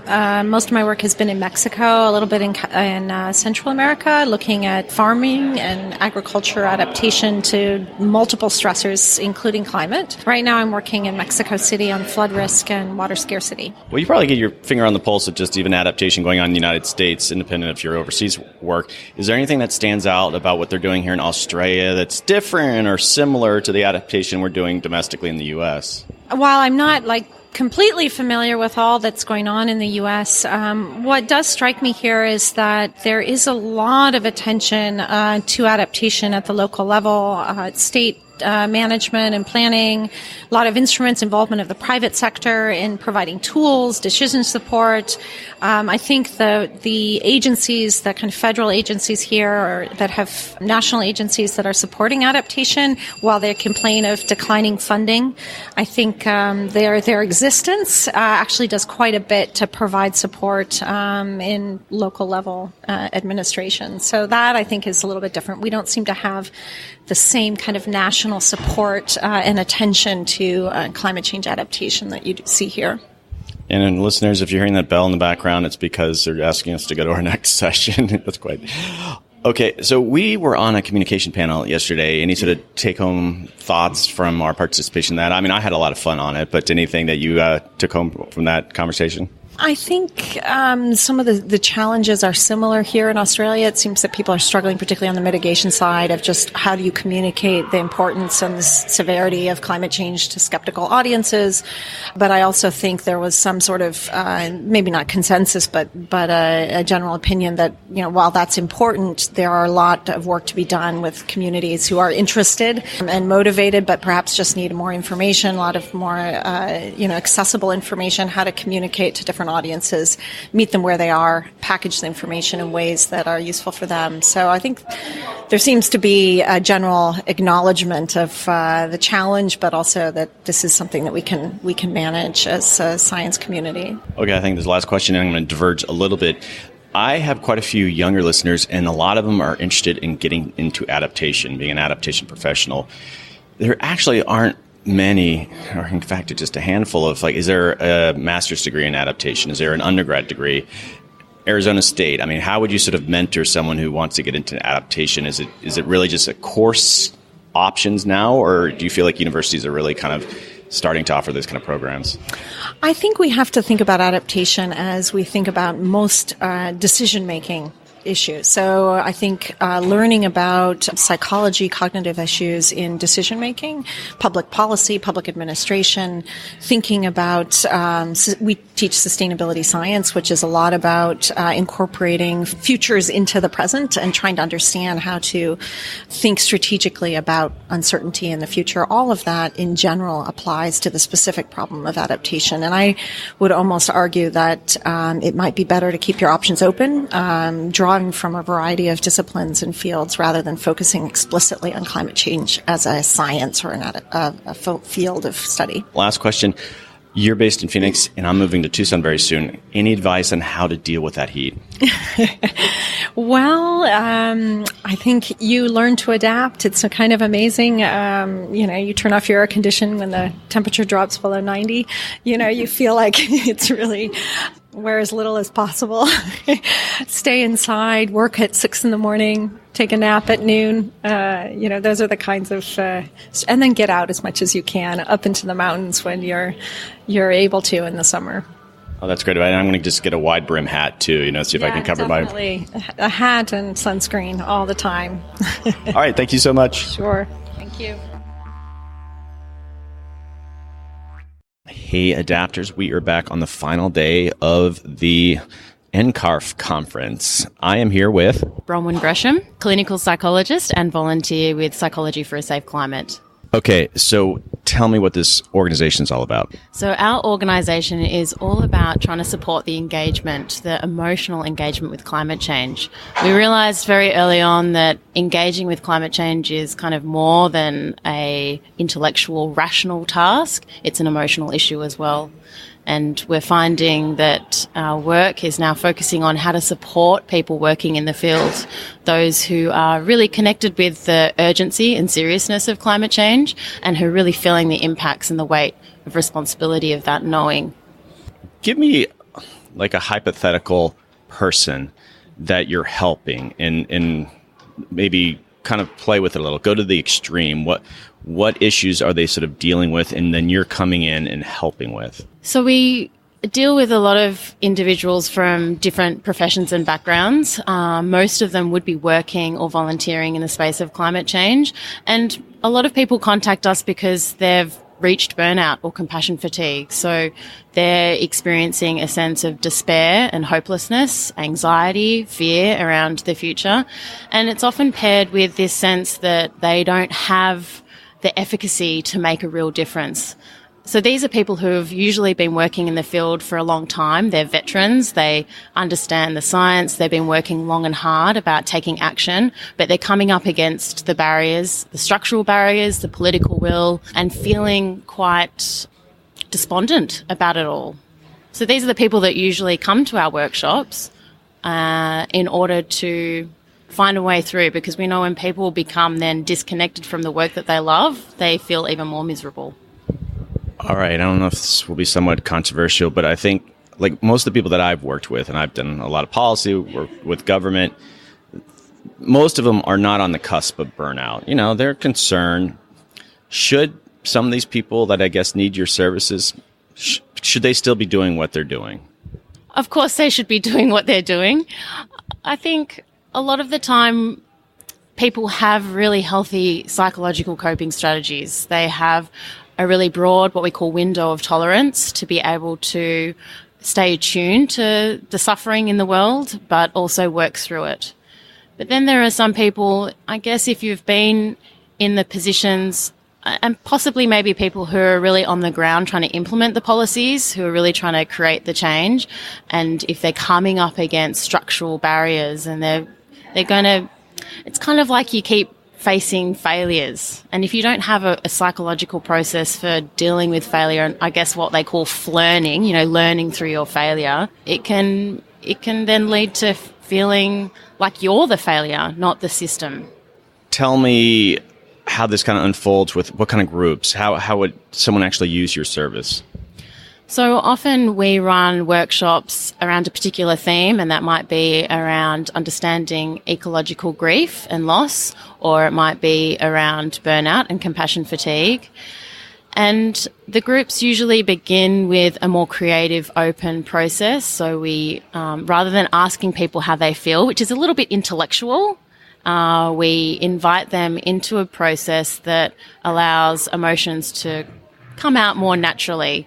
And this is usually through drawing or some kind of collage process. And through that, we find a lot of different emotions that people have expressed very unexpectedly. They didn't realize that they were feeling a lot of these emotions. And this is what we find when we talk about climate change. It elicits really strong negative emotions, even existential issues, which about humanity, our children and our grandchildren, which we don't really on a day-to-day basis want to think about.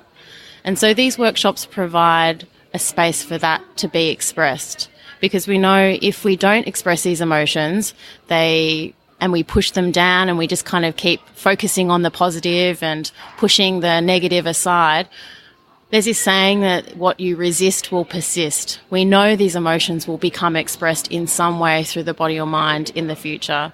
So our workshops provide a bit of a space for people to get in touch with their emotions and then to talk about different ways of processing, digesting, moving through those emotions, rather than those emotions being bad and something to be banished and thrown away. Oh, you're going to love me. But I want to keep pushing this. Your background, you probably maybe have an opinion. You think of soldiers who get PTSD, post-traumatic stress syndrome. Should they be going back into a theater of war? Should they ever go back once they've established it? And I'm going somewhere with this. Not if they're currently experiencing PTSD as an acute symptom. So if you put someone with current PTSD into a war zone, that is a recipe for disaster. And they say you also can't do therapy in a war zone. However, we're not currently in the war zone, but people are experiencing PTSD. So they do need to, or not just PTSD, and you think of people who have been through extreme weather events, it's really quite logical. It makes sense. We can understand that if there's been loss, whether it's loss of control or loss of possessions, that these people would feel traumatized from experiencing drought, floods, fires. But what's less recognized is the anxiety and fear in relation to future threat. And this is what we're coined eco-anxiety. This is what we're seeing a lot with the people who are working in this field. Yeah, and I guess I got to be not necessarily comparing, let's say, adaptation professionals to military service or in an active war zone. I'm not trying to do that, but the notion that there's psychological issues that you shouldn't necessarily expose them to again. So you're dealing with a population that you're trying to help them get through this. So is there a moment where they're cured and they can go back and fight the good fight on climate change? Absolutely. We know psychological treatment works. And so if these individuals can have the insight and awareness that they are struggling, and it's usually pretty obvious, they usually do, if they seek appropriate psychological support, then yes, recovery is possible and to be expected, and so that they should be able to return to their work and their passion and continue and sustain and feel nourished in that work. So do you have any clients, does the government, you work with them? We don't work directly with the government. So our government here has, for private practitioners in psychology, called Medicare mental health care plans. People can access, if they have a diagnosed condition, say depression or anxiety, they can access 10 sessions, up to 10 sessions with a Medicare rebate. But that's the limit of what the government provides in terms of supporting mental health treatment and care. Unless you've got a very severe mental illness, such as schizophrenia, bipolar disorder, really severe depression or personality disorder issues, and then a lot of those individuals can be seen and experience treatment within the community mental health services. Okay, so back to so Medicare will cover 10 treatments, and they can use that for what you offer if it's sort of manifesting itself as anxiety or depression, and ultimately it's just the climate change. That's so they could do it. They can get treatment.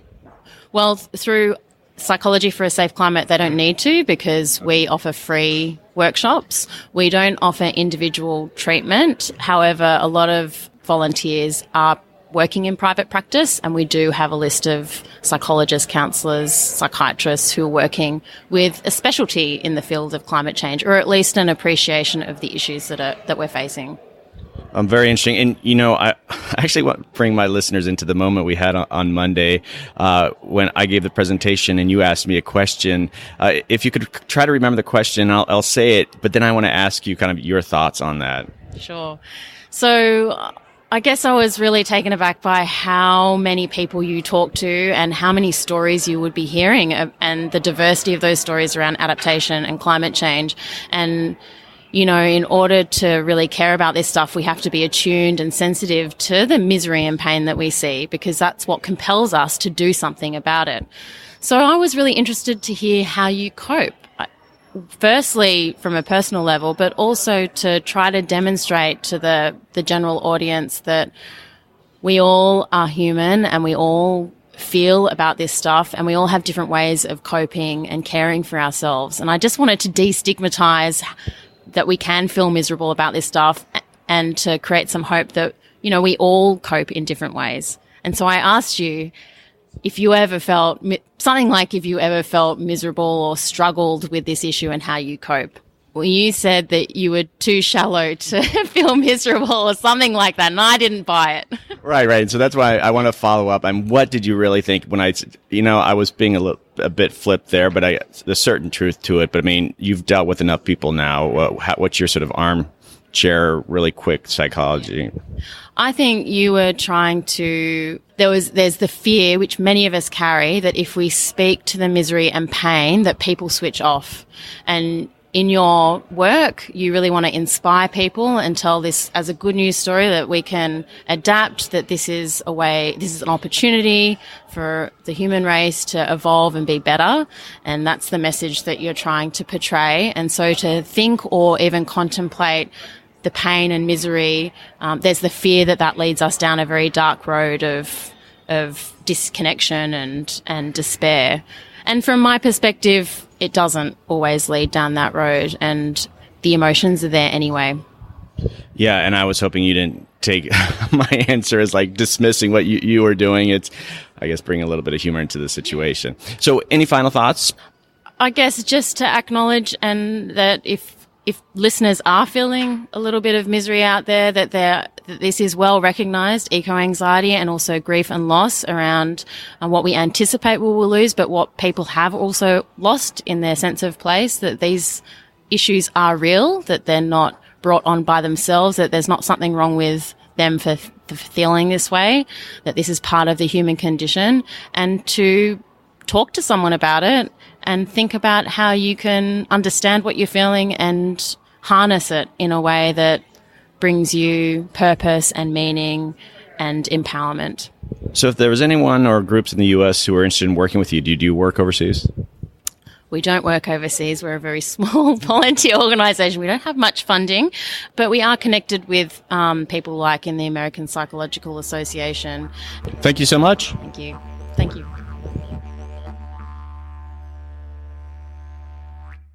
Hey, Adapters, and I am with Julia Stanley from Barwon Water. I am a senior planner in climate change, so I coordinate our climate change mitigation and adaptation work. So what exactly is your organization? It's not quite a city government. What are you? So we're owned by the state government, but we're a bit removed. The technical term is a statutory authority. But mainly we bring water to people's houses and take their sewage away.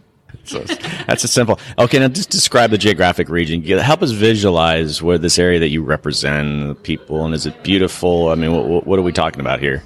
Yeah, so it's about an hour southwest of Melbourne, and it is, a lot of it is coastline, beautiful coastline. People may have heard of the Great Ocean Road. But yeah, we have a lot of beautiful rainforests, coasts, inland grasslands. Our population surges dramatically over summer because we have a lot of people coming down to the beach. So that's one of our challenges, is the fact that our peak demands are huge compared to the actual permanent population. So you're dealing with water, but what does climate change mean for you? How are you adapting to climate change? Are you dealing with sea level rise, or is this issues of drought and water volume? What exactly are you adapting to? All of that. I mean, obviously drought and reduced rainfall is going to have a big impact, seeing that we deliver water to people. But we have a lot of assets. Some of those are on the coast, so sea level rise will be an issue to us, but also bushfire, even just things like soil cracking will do a lot of damage to pipes. And I think also just we have a small part to play in kind of the urban resilience, so water in cities, and, you know, how can we change the way we use water in cities to make them more resilient to climate change. Okay, so have you learned anything specifically? Are you going to go back from this conference and say it was worth me coming to this thing? Yeah, it was definitely worth coming to this thing, but don't ask me one takeaway, because there's so many at the moment. So I've written a very long list of different things to look up into, you know, in terms of different financing models, different technical ways to think about climate risk, or kind of fancy computational models that we could use to model the impact of climate change on our infrastructure, ideas of how to engage better with the community and the Indigenous community in particular. So I think one of the great things about the conference has been the breadth of topics. You know, today I've heard about climate bonds, and then I've heard about visual reality tools to imagine, you know, what a city might look like, you know, during a climate emergency. How does your office communicate to the public about climate change? You're obviously focused on it, you're dedicating staff, but is this something you're doing much outreach to the public on? It's something that we're starting to do more of. Certainly, like if we're in a drought, which, you know, during the millennial drought, there was a lot of communications, you know, with the community about water use, how to save water, what we're doing. But other than that, most of our work has really been about getting our own house in order. And I think a lot of the time, you know, people just want water to come out of the tap and the toilet to flush, and they don't necessarily engage that much with what we're doing or what climate change might mean for us. But I think that's starting to change. Okay, one last question. Is there anything you can do about the flies that attack you when you're going on the Great Ocean Road? I would recommend a good mosquito repellent. That's about all I've got for you, I'm sorry. You just got to be quick and slap them. It really is quite shocking. You go and it's the 12 Apostles, right? Yes. And you go out there, and it's one of these beautiful views you'll ever see in your life, and you spend the whole time whacking yourself with these flies. I'm sorry. I don't have a simple answer for you. You just learn to live with it. All right. Thank you so much. Thank you.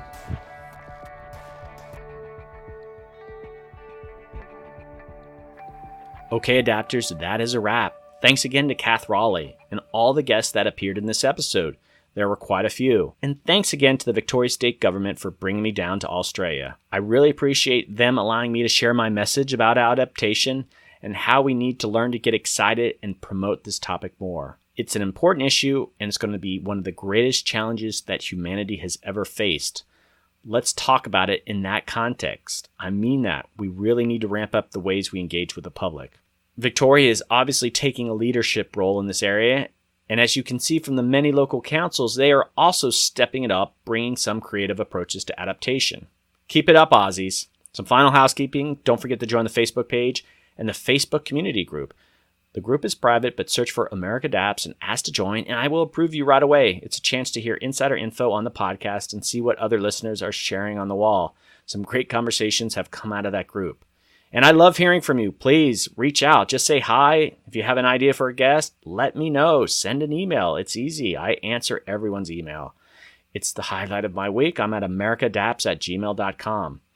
Okay, check out the website at americaadapts.org. All that information is in my show notes. Don't forget to consider supporting this thing we call adaptation. Be part of this movement. There aren't a lot of platforms where we're talking about this issue nationally and internationally.